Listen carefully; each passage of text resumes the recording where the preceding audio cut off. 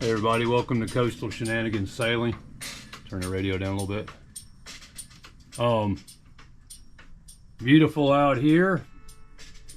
Beautiful day outside. So you look down here. This is, I didn't realize I had as much work as I've got to do just on this engine bay. I've got to, still got to clean out. I've degreased a lot of this, but there's a lot of rust got to be vacuumed out. Got to fix the vacuum first before we can even do that. So that's back at home. Unfortunately, I didn't bring it with me. So what we're going to do today is I'm going to try to eliminate some of these wires and figure out which ones I need to eliminate, and then try to just fasten the other ones together and label them. But I believe what we're going to do is put a new wiring harness in for the engine, so that should eliminate that.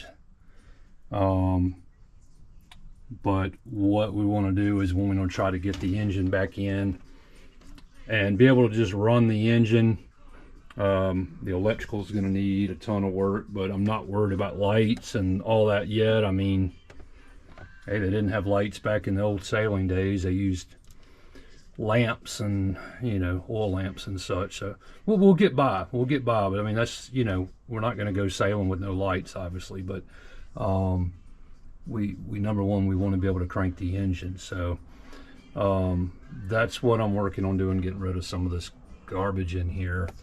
And I don't know why I really need 2 exhaust fans. There's the other one right back there. I'm going to go ahead and pull these out and put them in the trash recycle bin or whatever, and let, you know, maybe use them later if I can, but I don't think we're going to worry about it right now. It's a diesel, not a gasoline engine. The other dilemma that we have is there was a piece of L iron that sat up on top of both of these beds, and they were spaced, and I don't know if this was their dugout like that, if that's normal or what's up with that, if that was some different kind of motor mounts. But we're gonna line everything up, use a filler gauge and line everything up and try to get everything perfect. But we've got to figure out how much, if we're gonna have to use new shims underneath the L beams that are going across there. I'm guessing they put that on there because there was just, doesn't look like there's enough surface left on this fiberglass. But they were through bolted in. It was very strong, but and unfortunately this doesn't go to the bilge. I guess that's a good thing, but so we're gonna clean all this out, get this engine put back together probably after Christmas sometime. We took the engine apart and got it, it was completely seized up, and she's working good now. But so today our goal is we're going to try to cut some of these wires back and figure out what we got, what we're dealing with there, and try to maybe just clean the boat a little bit more. A little bit every time. We had so much clutter up on top of here. Just get it cleaned. We get it cleaned enough, maybe I can bring back put the cushions on it or something maybe, but I mean, we're still got some water leaks. Most of our water leaks were coming originally from the shaft log here with this. I don't know if you can see it. It's a rubber hose. There's brand new clamps on, 2 double clamps on each side, but those were completely rusted off and just fell in the bilge. You could barely tell they were hose clamps. They were in such bad shape, and that's where it was leaking. But now the leaks that we have now are coming from where I believe this is a jib track, on both sides. It's leaking on both sides. Well, I was going to climb up there and look and show y'all from the outside of the boat, but I don't have the stairs in right now.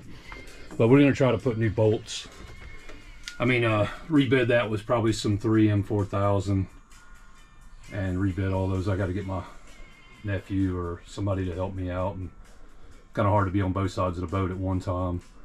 We're waiting. We talked to a guy that's got some used ports. We're talking to him about seeing about getting those this week, and I have made a decision that I'm not going to use plywood up here up against the sides here, you know, for the spacer or whatever. I'm actually going to go with 1x12 cedar boards, and we're going to plane them down to probably, I'm guessing, 1/2 or 3/8 of an inch. So have that nice, I said cedar, I apologize, I meant cypress.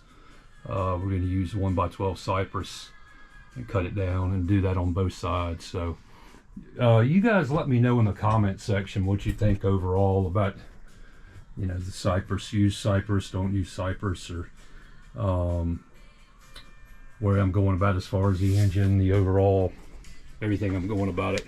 It's just everything's going a lot slower than I thought it was going to go.